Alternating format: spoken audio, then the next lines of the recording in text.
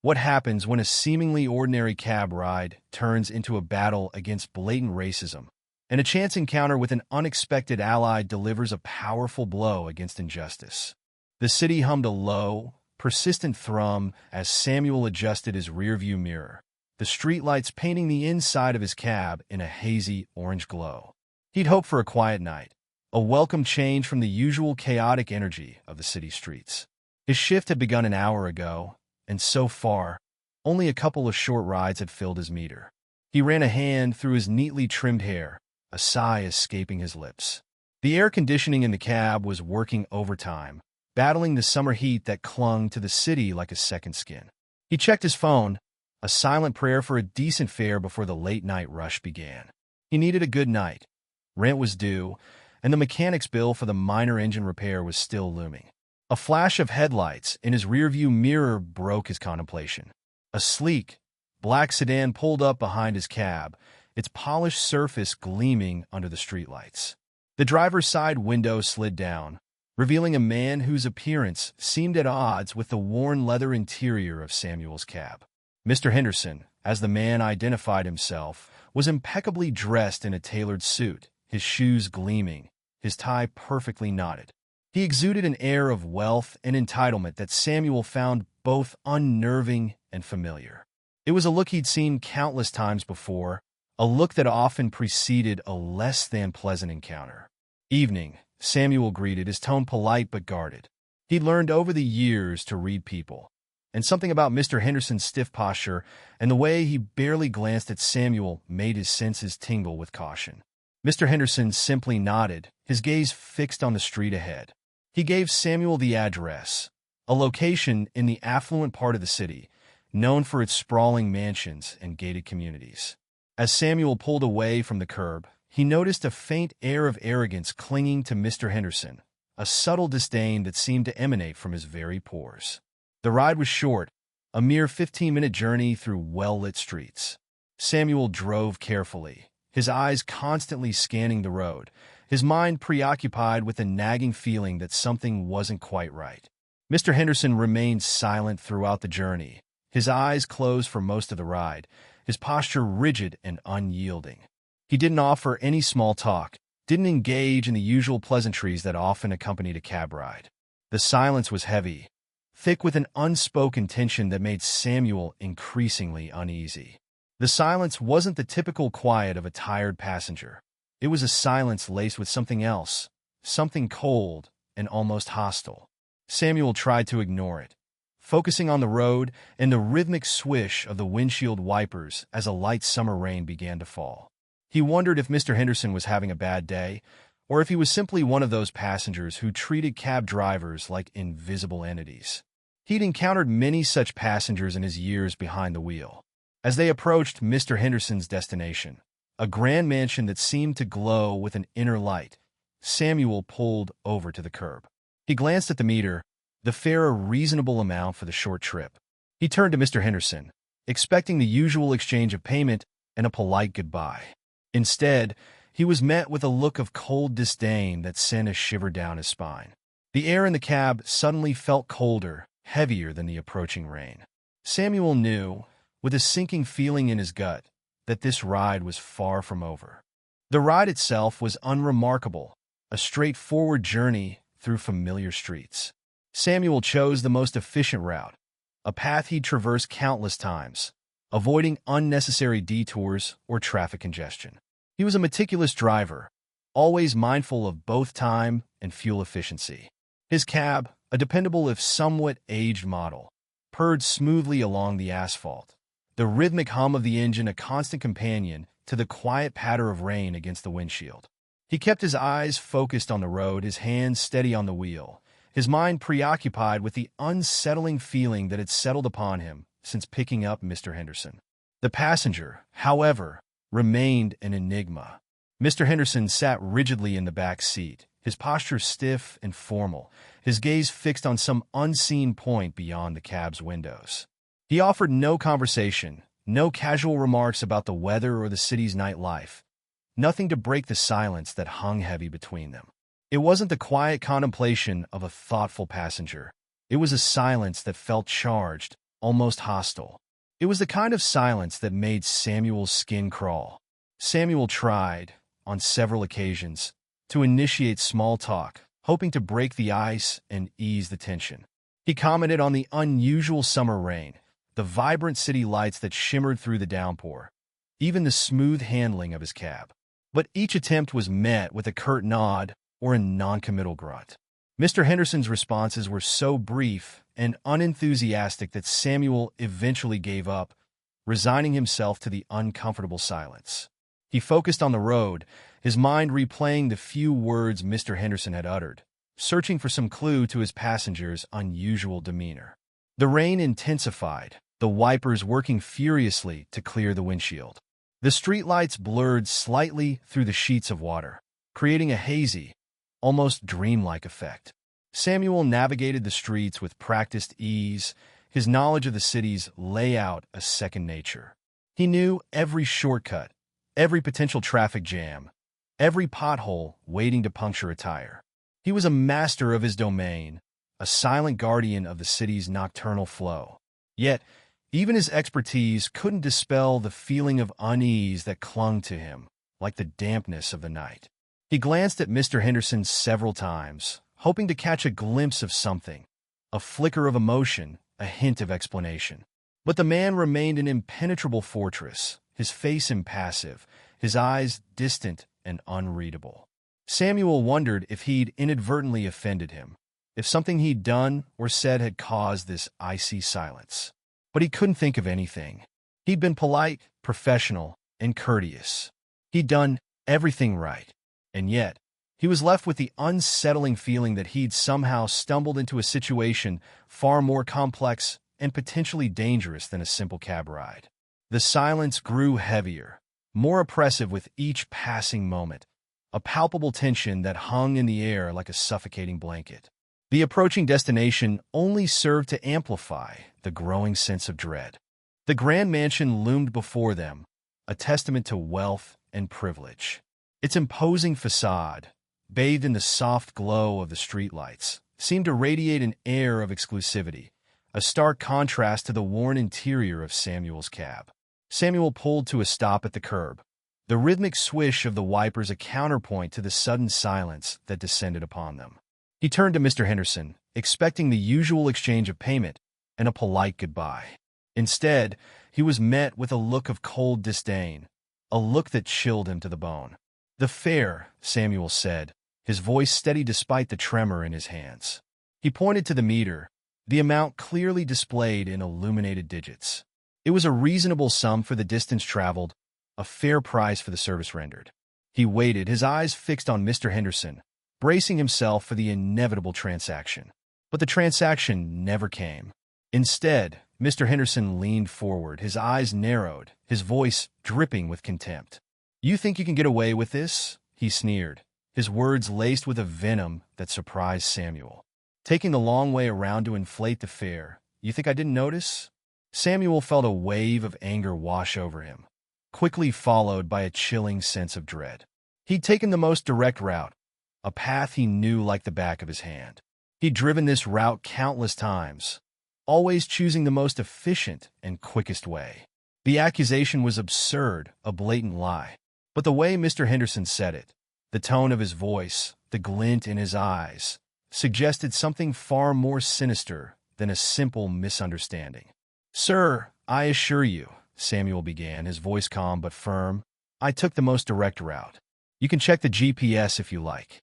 He reached for his phone, ready to show Mr. Henderson the route he'd taken, the evidence of his honesty. But Mr. Henderson cut him off, his voice rising in volume. "Don't play coy with me, boy," he spat, the word boy hanging in the air like a venomous dart. "I know you're kind, always trying to cheat a hard-working man. You think I'm stupid? I saw you weaving through the back streets, trying to add extra miles to the fare." The thinly veiled racism in Mr. Henderson's words hit Samuel like a physical blow. The accusation wasn't just about the fare. It was about his race, about the preconceived notions that Mr. Henderson, and countless others like him, held about black men. It was a familiar sting, a painful reminder of the biases he faced every day, the stereotypes that clung to him like a shadow. "I didn't take a longer route," Samuel insisted, his voice rising slightly. "I'm not trying to cheat you. This is my livelihood, and I wouldn't risk it for a few extra dollars." He felt his anger rising, a burning sensation in his chest. He wanted to argue, to defend himself, to prove his innocence. But he knew that arguing with a man like Mr. Henderson would be futile. The man was already convinced of his guilt, blinded by his prejudices. His anger was not about the money. It was about the inherent racism fueling his accusations. Mr. Henderson simply laughed, a harsh, cruel sound that echoed in the confined space of the cab. "Oh, I'm sure you wouldn't," he sneered. "But that's what you all do, isn't it? Always trying to take advantage of those who are better off." He leaned back in his seat, his eyes cold and dismissive. "I'm not paying you a dime." He opened the door, ready to step out into the rain, leaving Samuel to grapple with the injustice of the situation. The rain seemed to mirror the storm brewing inside Samuel, a mixture of anger, frustration, and a deep-seated weariness. Samuel's initial response was one of stunned disbelief. He'd expected a disagreement, perhaps a tense negotiation, but not the blatant racism and hostility that now filled the air. He'd worked hard to maintain his composure, to remain professional and courteous, even in the face of unfair accusations. But Mr. Henderson's words, dripping with contempt and prejudice, pushed him to the brink. "Sir," Samuel began, his voice tight with controlled anger, "I'm not going to argue with you, but I did not take a longer route. The meter is accurate. You owe me for the fare." He tried to keep his tone even, to maintain a semblance of professionalism, but the tremor in his voice betrayed his inner turmoil. Mr. Henderson's response was immediate and explosive. He slammed the car door, the sound echoing in the quiet night. "You're a liar," he shouted, his voice laced with venom, "and a thief. And you know what else you are? A lazy, good-for-nothing." He trailed off, searching for a word, his face contorted with rage. Then, with a chilling casualness, he uttered a racial slur, the word hanging in the air like a poisonous cloud. The insult cut deeper than any financial loss. It was a wound inflicted by generations of prejudice, a reminder of the systemic racism that permeated society. Samuel felt a surge of anger, a burning rage that threatened to consume him. He clenched his fists, his knuckles turning white. He wanted to retaliate, to lash out, to unleash the fury that boiled within him. But he knew that doing so would only escalate the situation, potentially putting him in danger. He took a deep breath, trying to regain control of his emotions. "Sir," he said, his voice strained, "I understand you're upset, but this is not acceptable. You're using racial slurs, and that's not going to change the fact that you owe me for the ride." Mr. Henderson's response was a torrent of abuse.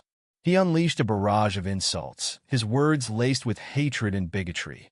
He called Samuel every name imaginable, his voice rising to a fever pitch.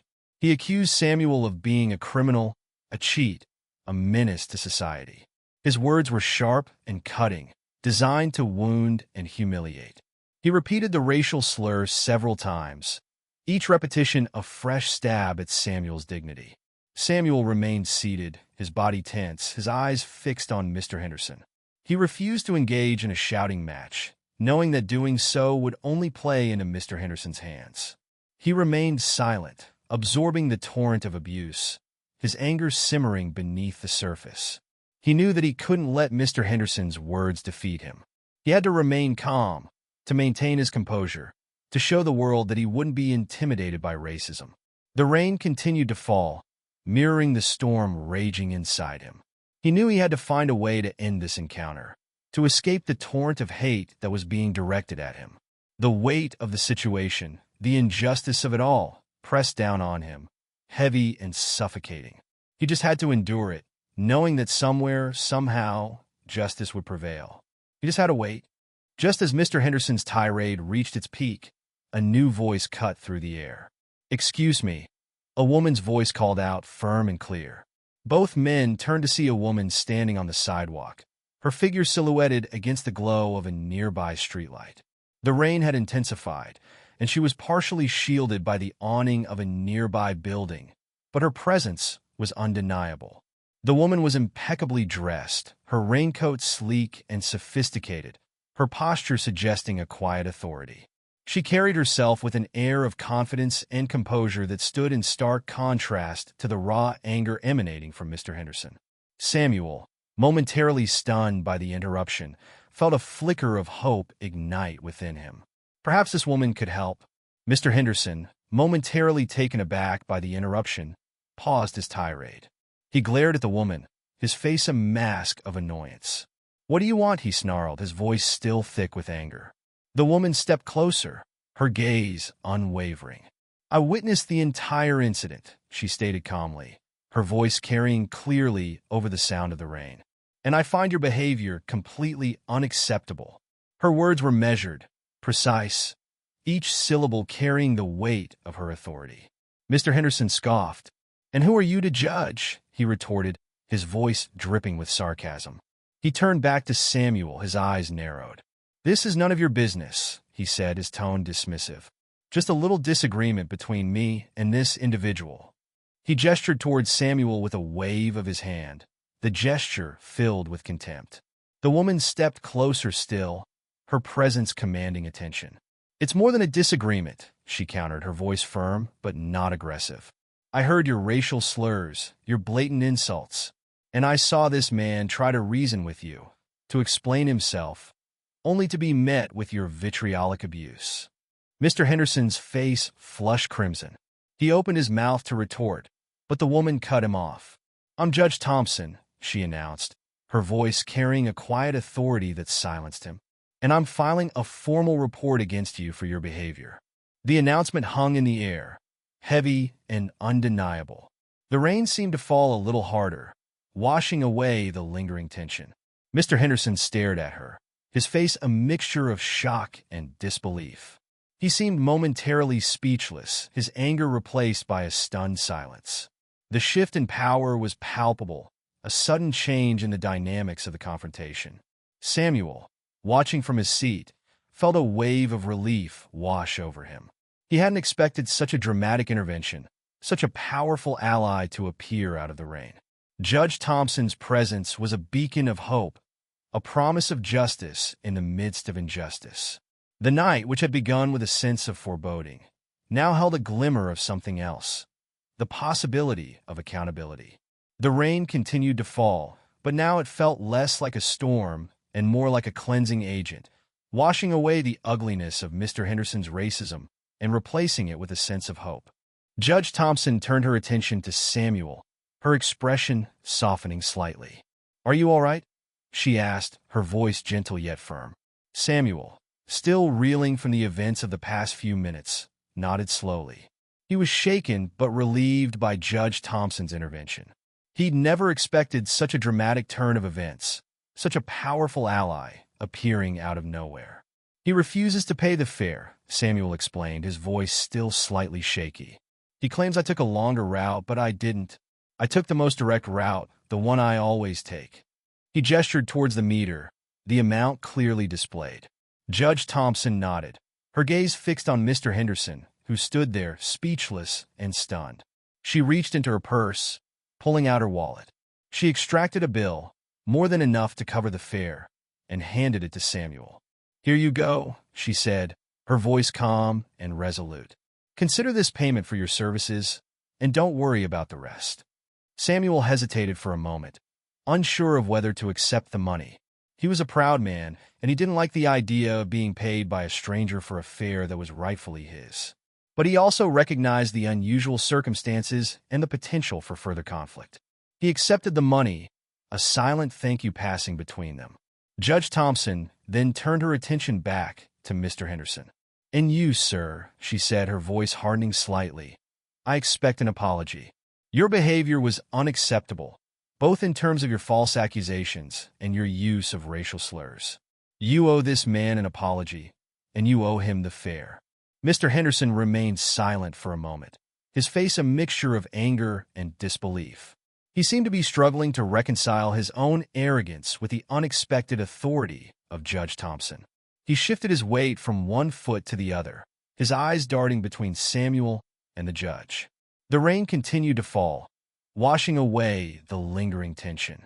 Finally, he spoke, his voice low and defiant.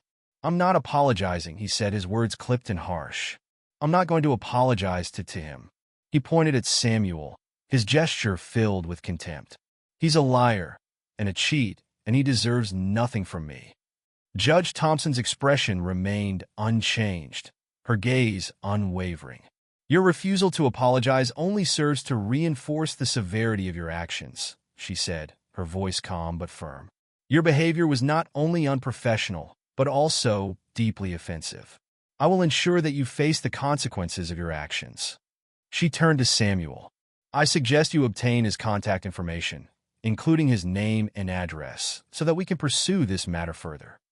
Mr. Henderson, realizing the gravity of the situation, attempted to leave. But Judge Thompson was too quick. She stepped in front of him, blocking his path. "You're not going anywhere," she said, her voice firm. "You will remain here until I have completed my report." The rain continued to fall, but now it felt less like a storm and more like a cleansing agent, washing away the lingering effects of Mr. Henderson's racism. The night, which had begun with a sense of foreboding, now held a glimmer of hope, a promise of justice. The balance of power had shifted, and Mr. Henderson was about to learn a valuable lesson. With Mr. Henderson effectively immobilized by Judge Thompson's presence, she turned her attention to the task at hand, documenting the incident. The rain continued to fall, a steady rhythm against the backdrop of the unfolding events. The streetlights cast a hazy glow on the scene, illuminating the stark contrast between the judge's calm authority and Mr. Henderson's simmering anger. "I need to gather some information," Judge Thompson announced, her voice carrying a quiet authority that commanded attention. She pulled out a small, sleek notepad and pen from her bag, the movements precise and deliberate. "First, your name and contact information," she said, turning to Samuel. Samuel, still slightly shaken but feeling a surge of renewed confidence, readily provided his name, phone number, and address. He also recounted the events of the evening, detailing the route he had taken, the fare displayed on the meter, and the precise moment Mr. Henderson had launched into his tirade. He spoke calmly, clearly, and concisely, determined to ensure that his account was accurate and complete. He carefully avoided any emotional outbursts, focusing instead on presenting a factual and unbiased account of the incident. Judge Thompson listened attentively, taking notes with meticulous care. She occasionally asked clarifying questions, ensuring that every detail was accurately recorded. Her demeanor was professional and impartial, her focus entirely on gathering the necessary information to support her report. The rain continued to fall, a steady rhythm that seemed to underscore the seriousness of the situation. Once Samuel had finished his account, Judge Thompson turned her attention to Mr. Henderson. "Now, sir," she said, her voice firm but controlled, "I need your name and address." Mr. Henderson, still seething with anger, reluctantly provided his information. He mumbled his name and address, his voice barely audible above the sound of the rain. He avoided eye contact, his body language betraying his discomfort and resentment. He seemed to be acutely aware of the gravity of the situation, the weight of the accusations against him. Judge Thompson continued to take notes, her pen moving swiftly across the page. She then asked Mr. Henderson to recount his version of the events. He attempted to downplay his behavior, claiming that he had simply been expressing his dissatisfaction with the fare. He omitted any mention of his racial slurs or his aggressive behavior, attempting to paint himself as the victim in the situation. Judge Thompson listened patiently, but her expression remained unchanged. She didn't interrupt or challenge his account, but her silence spoke volumes. She continued to take notes, her pen moving steadily across the page, capturing every detail, every nuance, every subtle inflection in his voice. The rain continued to fall, a steady rhythm that seemed to underscore the seriousness of the situation. When Mr. Henderson finished his account, Judge Thompson closed her notepad. "Thank you, sir," she said, her voice devoid of any emotion. "Your account will be taken into consideration. But I want to be clear. I have witnessed your behavior firsthand, and I have heard the testimony of Mr. Samuel. I will be filing a formal report detailing the events of this evening, including your false accusations, your aggressive behavior, and your use of racial slurs. You will be held accountable for your actions." The weight of her words hung heavy in the air, a promise of justice in the midst of injustice. The rain continued to fall, washing away the lingering tension, leaving behind a quiet sense of anticipation. Mr. Henderson, realizing the seriousness of the situation, attempted a different tactic. He abandoned his attempts at minimizing his actions and instead tried to intimidate Judge Thompson. His demeanor shifted. The stunned silence was replaced by a simmering anger, a desperate attempt to regain control of the situation. He puffed out his chest, his eyes narrowed, his voice low and menacing. "You can't do this," he growled, his words laced with a threat. "You don't know who I am. You don't know who you're messing with." He paused, letting the unspoken implications hang in the air. He was attempting to leverage his social standing, his wealth, his connections, to dissuade Judge Thompson from pursuing the matter. Judge Thompson remained unmoved, her expression unchanged. She didn't flinch or hesitate. Her gaze remained steady, unwavering. The rain continued to fall, a steady rhythm against the backdrop of the escalating tension. The streetlights cast a hazy glow on the scene, highlighting the stark contrast between the judge's calm composure and Mr. Henderson's desperate attempts at intimidation. "I know exactly who you are, sir," Judge Thompson responded, her voice calm but firm. "You are a man who believes he is above the law, a man who feels entitled to treat others with contempt and disrespect. And I am here to tell you that you are wrong." Her words were measured, precise, each syllable carrying the weight of her authority. Mr. Henderson tried again, his voice rising in volume. "This is ridiculous," he shouted. "A simple misunderstanding. That's all it is. This cab driver is trying to extort me, and you're falling for it." He attempted to portray himself as the victim, twisting the narrative to suit his own purposes. He was trying to manipulate the situation, to discredit Samuel and undermine Judge Thompson's authority. Judge Thompson remained unfazed. "Your attempts to intimidate me are futile, sir," she said, her voice unwavering. "I have witnessed your behavior firsthand.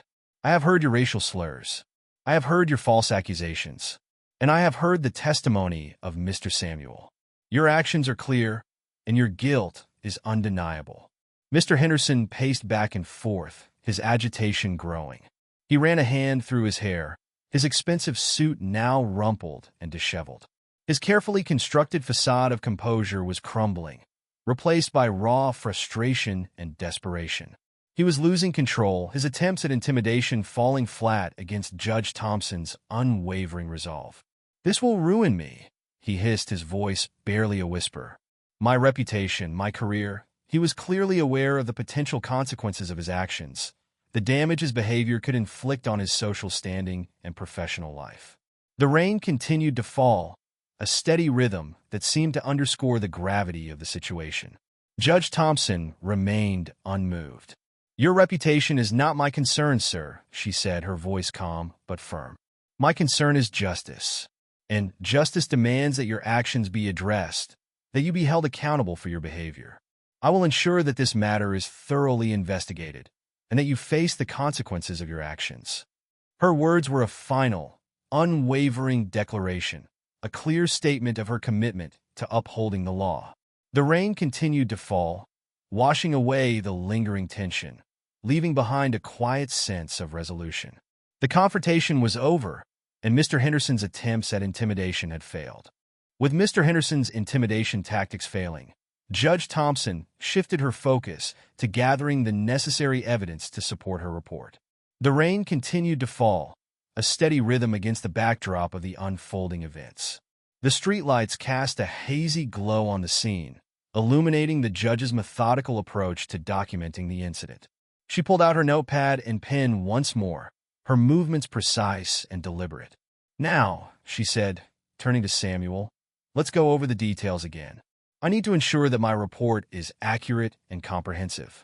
Please tell me everything that happened, from the moment you picked up Mr. Henderson to the present."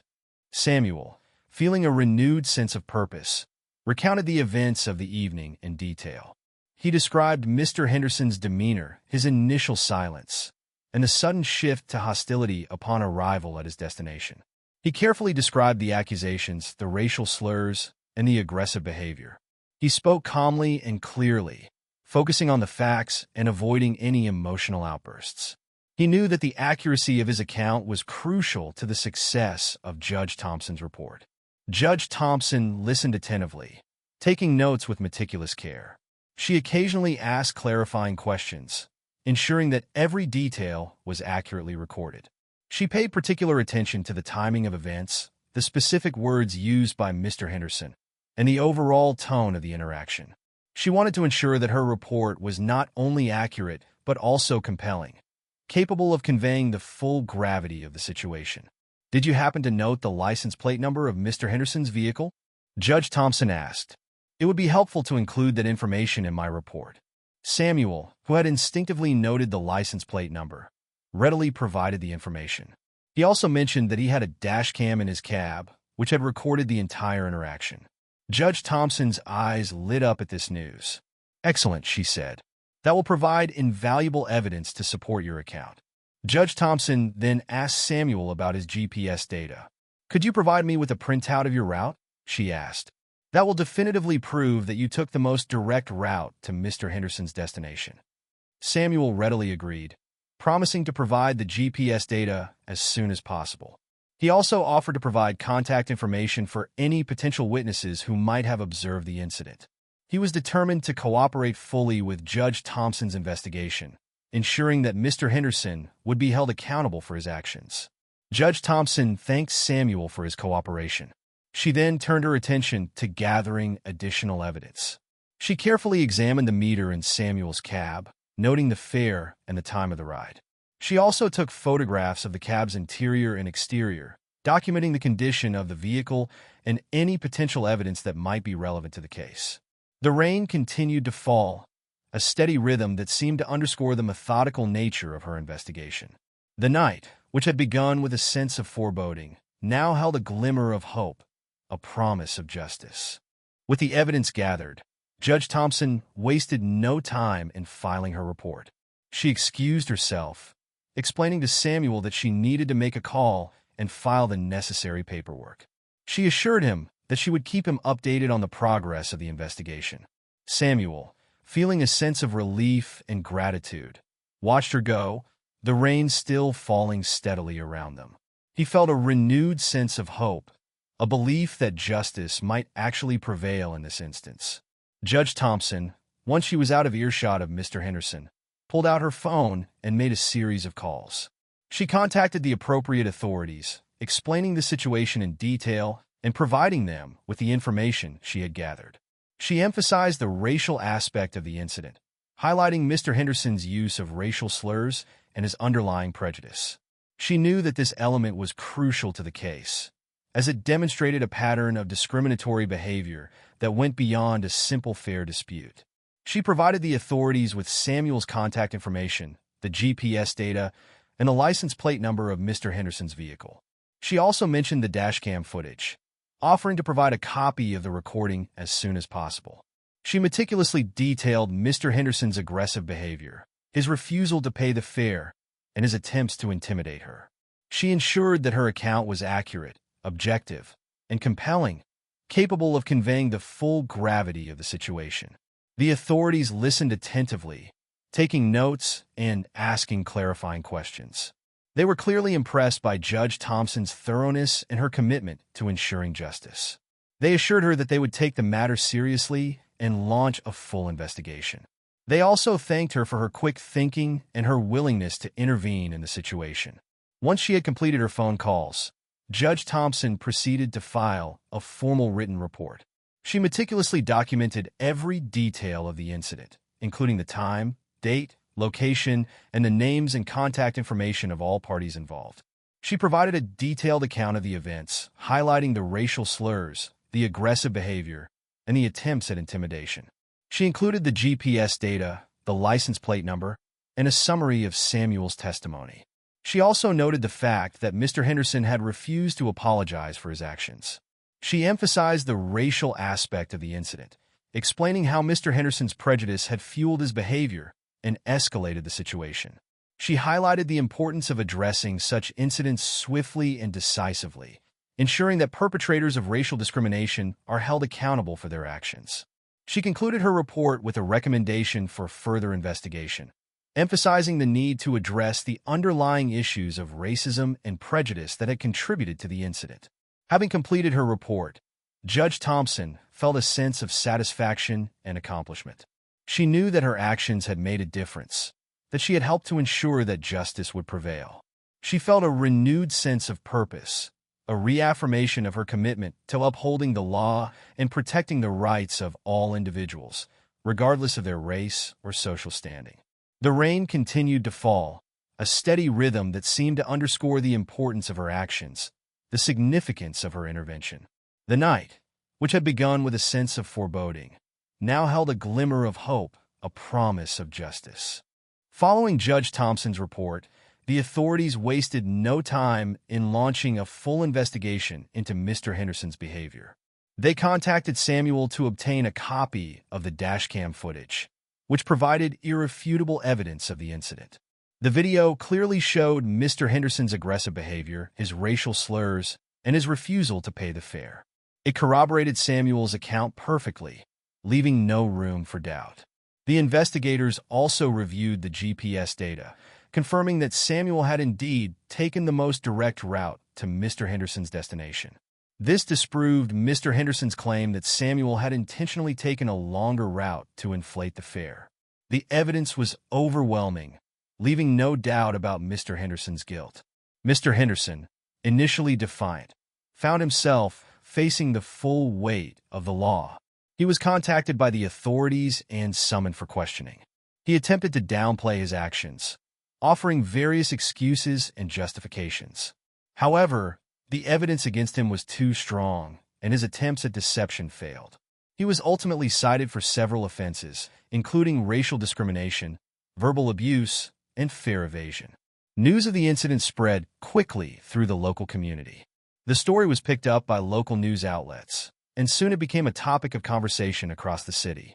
Many people expressed outrage at Mr. Henderson's behavior, praising Judge Thompson's quick thinking and Samuel's composure.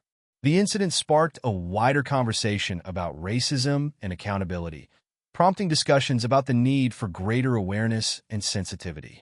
Social media played a significant role in amplifying the story. The dashcam footage went viral, garnering thousands of views and sparking widespread condemnation of Mr. Henderson's actions.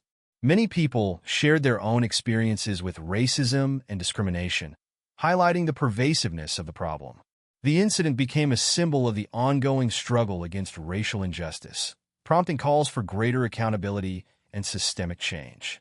Local community leaders and activists seized the opportunity to address the issue of racism head-on. They organized rallies and protests, demanding justice for Samuel and highlighting the need for greater awareness and education. They called for stricter penalties for perpetrators of racial discrimination and for greater support for victims of such crimes. The incident served as a catalyst for change, prompting a renewed focus on addressing the issue of racism within the community. The incident also prompted a review of policies and procedures related to fare disputes and racial discrimination. The city's transportation authority pledged to improve its training programs for drivers and to implement stricter measures to prevent and address incidents of racial discrimination. They also committed to providing greater support for drivers who are victims of such crimes. The aftermath of the incident highlighted the importance of community involvement, the power of social media, and the need for systemic change to address the persistent issue of racism. The incident served as a reminder that even seemingly small acts of discrimination can have far-reaching consequences, prompting a wider conversation about justice, accountability, and the ongoing struggle for racial equality. Mr. Henderson ultimately faced the consequences of his actions. The authorities, having reviewed all the evidence, issued him several citations. He was fined for fare evasion, verbally abusing a service provider, and most significantly, for racial discrimination. The racial discrimination charge carried the most weight, reflecting the seriousness of his offense and the societal impact of his hateful words. The incident served as a stark reminder that words have consequences and that racial slurs are not merely offensive but also illegal. Beyond the legal ramifications, Mr. Henderson faced a significant reputational blow. The news of the incident, amplified by social media, spread rapidly, damaging his professional standing and social image. His attempts to downplay the incident and deflect blame only served to further tarnish his reputation. He became a cautionary tale, a symbol of the consequences of unchecked prejudice and arrogance.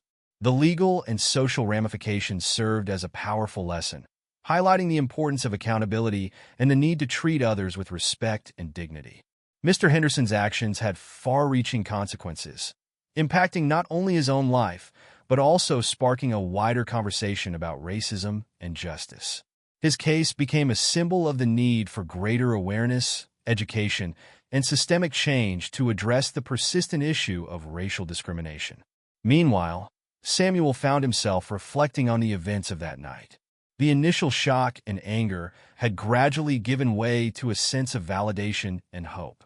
He felt a deep sense of gratitude towards Judge Thompson, whose intervention had been instrumental in ensuring justice. Her actions had not only protected him from further harm, but also highlighted the power of bystander intervention in combating racism. Samuel also found himself reflecting on his own resilience and composure during the incident. He had remained calm and professional, even in the face of blatant racism and verbal abuse. He had resisted the urge to retaliate, choosing instead to maintain his dignity and composure. This self-control, he realized, had been crucial in ensuring that the situation did not escalate further. The outpouring of support from the community further bolstered Samuel's spirit.